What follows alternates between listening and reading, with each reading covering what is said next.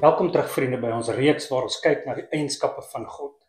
En vandag gaan ons stilstaan by een van God se eienskappe wat vir ons geweldig moeilik is om te verstaan. En dit is God se soewereiniteit. Nou meeste van God se eienskappe is vir die mens moeilik om te verstaan, maar hierdie eienskap is geweldig moeilik om te verstaan. En dit het baie te doen met ons trots. Ons as mens wil glo dat ons is in beheer en nie dat God in beheer is nie. En my gebed is dat jy met 'n oop gemoed na hierdie eienskap van God sal kyk, dat jy dit self sal ondersoek uit die woord uit en dat jy tot 'n oortuiging sal kom, sodat waar God verheerlik sal word. So ek wil vandag begin met 'n vraag. Wie is God vir jou? As jy dink aan God, aan wat dink jy? Glo jy dat God regeer? Maar nie net dat God regeer nie, dat God aktief regeer oor alles op aarde. Glo jy dat daar niks is wat hier met my en jou en in die hele wêreld gebeur wat toevallig is nie? Nou hierdie eienskap van God se soewereiniteit is baie belangrik soos ek reeds gesê het. Hierdie is om soos in die diepkant in te spring by 'n swembad. Ek het met die vorige sessie genoem dat die studie waarmee ons besig is, die eienskappe van God, die belangrikste studie is wat jy ooit in jou hele lewe sal doen. As ons die eienskappe van God verkeerd het, dan gaan ons die res van die Bybel nie verstaan nie. Ons gaan die Bybel verkeerd hê. En dan, as ons God nie werklik ken nie, hoe gaan ons God in waarheid kan aanbid? As ons enige van God se eienskappe verkeerd het, dan gaan ons God nooit werklik in waarheid kan aanbid nie. God se soewereiniteit is die fondasie van God. Dit is wie God is. God regeer oor sy eie skepping. Omdat God die skepper van alles is dit God se reg om te kan regeer, en dit is sy voorreg, want hy is soewerein. God regeer oor alles, oor die hemel en die aarde. God regeer selfs oor die hel. En God ontvang geen hulp of raad van enige iets of enige iemand nie. God regeer alleen. Die fondasie van ons geloof in God is die volgende. God is, en die God wat is, regeer. God sit nie passief op sy troon en wag dat dinge gebeur en reageer dan daarvolgens nie. God regeer aktief deur om direk betrokke te wees by alles wat op aarde en in die hemele gebeur. Of dit deur direkte bepaling is, of deur voorsiening is, of deur toelating is. Nou dit moet vir ons as gelowiges en kinders van God geweldige gemoedsrus gee. Want die God wat ons aanbid is in beheer van alles. Ons moet weet dat boosheid en Satan nie soewerein is nie. Satan het geen soewereine krag nie. Dit moet ons ook gemoedsrus gee dat ons regering nie soewereine krag het nie. Eintlik is hulle nie werklik in beheer nie. Selfs die booste regering in die wêreld is nie werklik in beheer nie. Charles Spurgeon het geskryf dat daar geen groter vertroostende eienskap vir gelowiges kan wees as God se soewereiniteit nie. Hy sê verder dat onder die meeste vervolging en die ergste beproewinge weet gelowiges dat God alles georden het. Dat God se soewereiniteit alles beheer en dat God soewerein is. En dat God se soewereiniteit ons sal heilig. A.W. Pink het geskryf dat God altyd doen wat hy dink is goed. Dat hy dit doen wanneer hy wil, met wie hy wil en waar hy wil. Daar is geen eienskap van God wat hom meer verheerlik as die soewereiniteit van God nie. Een teoloog skryf dat wanneer ons die Bybel begin bestudeer vir tekens van God se soewereiniteit, dan is dit asof dit geskreeu word van die bladsye van die Bybel af. So kom ons gaan kyk, wat sê die Bybel oor God se soewereiniteit? Psalm 103 vers 19. Die Here het in die hemel sy troon gevestig en sy heerskappy strek oor alles. Die woord soewerein beteken bo alles of onafhanklik van alles. In die Engels sê hulle supreme ruler, supreme in rank, supreme in position, supreme in authority. Dit is wat dit beteken om God te wees. Wanneer jy God is jy bo alles en jy regeer oor alles. Psalm 93 vers 1 sê, die Here regeer, hy is met majesteit beklee, die Here beklee hom, met krag omgord hy hom. Ja, die wêreld staan vas, dit wankel nie. Teoloë beskryf Psalm 93 tot 99 as die troonbestygingspsalms. En daar's 3 woorde wat gereeld herhaal word in hierdie psalms. Die Here regeer. Die ouer vertaling sê, die koning regeer. Psalm 96 vers 10. Sê onder die nasies, die Here regeer. Ja, die wêreld staan vas, dit wankel nie. Hy oordeel volke met billikheid. Dis duidelik uit die woord van God uit, dat God die een is wat regeer. Daar's ongelukkig te veel gelowiges vandag wat glo dat Satan regeer, of dat Satan regeer oor sekere dinge. Satan is kragtiger as ek en jy, maar hy is nie soewerein nie, en hy regeer oor niks nie. God is die enigste regeerder van sy skepping. Satan regeer nie, die Here regeer. Die mens regeer ook nie, die Here regeer. Omstandighede regeer nie ons lewens nie, die Here regeer ons lewens. Goeie geluk of slegte geluk regeer nie jou lewe nie. Selfs nie as Murphy's Law regeer oor jou lewe nie. God regeer. Karma regeer ook nie. God regeer alleen. Daar is geen ongelukke in 'n gelowige se lewe nie. Daar is geen random gebeurtenis wat ons kan sien as toevallig nie.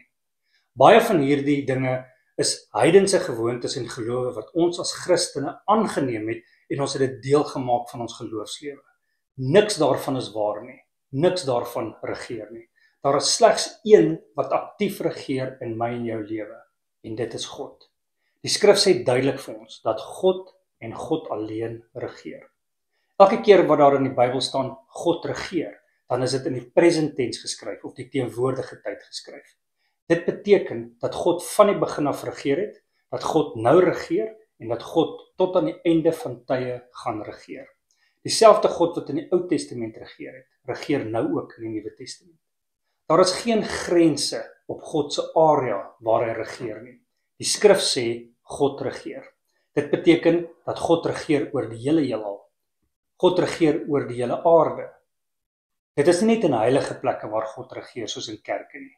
God regeer oral. God regeer elke volk en elke nasie. Elke land op hierdie aarde word deur God regeer. God regeer oor die natuur. God regeer oor omstandighede en gebeurlikhede. God regeer oor slegte mense en oor goeie mense. God regeer oor ons gedagtes en God regeer ook oor ons harte. God regeer selfs oor die mens se wil. Spreuke 21 vers 1 sê: Die koning se hart is waterstrome in die hand van die Here. Hy lei dit waarheen hy wil. Spreuke 20 vers 24 sê: Die Here bepaal 'n man se tree, en 'n mens, hoe sal hy dan sy eie pad verstaan? In die eerste sessie het ons geleer van God se selfbestaan. Voor die begin van alles, voordat God enigiets gemaak het, dit was net God en God alleen. En dan lees ons in Efesiërs 1 vers 11. In hom, in wie ons ook 'n erfdeel ontvang het, nadat ons van tevore daartoe verordeneer is, ooreenkomstig die voorneme van hom, wat alles werk, volgens die raad van sy wil. Nou daar is 3 kernwoorde wat belangrik is in hierdie vers. Raad, wil en voorneme. God het dit beplan. Voor enigiets gedoen is, het die raad vergader, wie is God die Vader, God die Seun en God die Heilige Gees. En in hulle perfekte eenheid het hulle hierdie plan uitgewerk. Hulle het as 'n eenheid hierdie skepping en alle omstandighede en voorsienighede beplan. Hulle het alles in detail beplan. Hulle kon 5 aardes geskep het. Die wolke kon geel gewees het en gras kon blou gewees het. Visse kon gehardloop het en voëls kon geswem het. Maar in hulle perfekte 3 eenheid het hulle die skepping beplan, soos wat ek en jy dit nou sien. En daaruit het hulle wil gekom. Hulle wil het gekom uit hulle goddelike besluit. In God se voorsiening het God besluit waar ek en jy gebore is. God het ook besluit in watter tydperk jy gebore is. God het besluit wie jou ouers is. En God het besluit wat is jou geslag. God het besluit waar jou ouers sou woon en wat jou omstandighede sou wees. God het besluit wie jou vriende sou wees en wie jou sou beïnvloed. God het ook besluit met wie jy sou trou. Daar waar jy nou sit, God het dit so besluit. God het besluit wanneer elkeen van ons in sy Seun Jesus Christus sou glo. Daar's geen detail in my en jou lewe waaroor God nie besluit het nie. God is die outeur van sy ewige plan. Matteus 10 vers 29 en 30 sê: Word 2 mossies nie vir 'n stywer verkoop nie, en nie een van hulle sal op die aarde val sonder julle Vader nie. En van julle is selfs die hare van die hoof almal getel. Tot die fynste detail het God beplan. En dit wat dan gebeur het, is God se wil. Alles wat gebeur is volgens God se wil. Hoor weer wat sê Efesiërs 1 vers 11. Voortbestem volgens die voorneme van die een wat alles volgens sy raad en wil laat gebeur. Die woord voorneme beteken dat dit God se plan is. God laat sy plan werk. Daar is nie 'n plan B nie. Daar is nie wat gebeur nou, wat vir ingeval nie. Daar is niks wat kan maak dat God se plan nie volgens God se wil sal gebeur nie. Spreuke 16 vers 9 sê, die hart van die mens dink sy weg uit, maar die Here rig sy voetstappe. God gebruik goddelike voorsiening om sy wil te laat geskied. Daar is niks toevallig in ons lewens nie. God maak seker dat sy plan 100% uitwerk. God sit nie en wag vir ons besluite en dan pas hy sy plan daarvolgens aan nie. As ons nie glo in God se soewereiniteit nie, dan gaan ons lewe lank wonder, wat as ek dit gedoen het of wat as ek dat gedoen het? God het vir ons in sy woord sy wil bekend gemaak. Ons hoef nooit onseker te wees oor ons besluite nie. Handelinge 2 vers 22 en 23 sê, Israeliete, luister na hierdie woorde. Jesus die Nasareëner, 'n man deur God vir julle aangewys met kragte en wonders en tekens wat God deur hom onder julle gedoen het, soos julle ook self weet. Hom wat deur die bepaalde raad en voorkennis van God oorgelewer is, het julle deur die hande van goddelose manne geneem en gekruisig en omgebring. Voor tyd en voordat enigiets geskep is, was God die argitek van sy eie plan en God het gekies dat Jesus Christus my en jou redder sal wees. Hierdie perfekte plan het elke stukkie detail bevat om seker te maak dat die plan uitwerk. Daar is 'n quote van R.C. Sproul waar hy sê, there is no maverick molecule in the universe. Alles wat gebeur is deel van God se groter plan. Dit is hoe groot en hoe magtig God is. God se soewereiniteit kan in 3 basiese areas gedeel word. God is soewerein oor sy skepping, God is soewerein oor die geskiedenis, God is soewerein oor redding. En ons gaan vinnig kyk na hierdie 3 punte. Die eerste een is God se soewereiniteit oor sy skepping. Alles wat geskep is uit niks uitgemaak nie. En alles is uit die wil van God uitgemaak. Niks kan homself maak nie. Die maan het nie sommer net ontstaan nie. Ons lees in Genesis 1 vers 1. In die begin het God die hemel en die aarde geskape. God het gesê, laat daar lig wees, en daar was lig. Dit was alles God se soewereine wil. Daar is niemand wat God kon teenstaan nie, of daar is niemand wat 'n opinie kon gegee het oor die skepping nie. Psalm 33 van vers 6 tot 9 sê, deur die woord van die Here is die hemele gemaak, en deur die asem van sy mond die hemel se hele leer. Hy hou die water van die see soos in 'n dam bymekaar. Hy gaar die oerwaters op in voorraadkamers. Die hele aarde moet vir die Here ontzag hê. Hom moet al die bewoners van die wêreld vrees, want hy het gepraat en dit was daar. Hy het beveel en toe staan dit daar. Dit is die God wie ek en jy aanbid. Hierdie is nie 'n demokrasie waar 'n mens 'n stem het nie. God en God alleen is soewerein oor sy skepping. Die tweede aspek van God se soewereiniteit is God is soewerein oor die geskiedenis deur voorsiening. Nou God is soos 'n argitek wat seker maak alles is in plek, of soos 'n regisseur wat 'n film maak. God het alles in die verlede laat gebeur sodat sy plan perfek uitwerk. John Calvin het gesê dat die heelal is soos 'n teater en die spel wat afgespeel word is om God te verheerlik. 'n Ander teoloog sê geskiedenis is God se plan wat afspeel en die mens se omstandighede is die handskoen van God. Psalm 33 vers 10 en 11.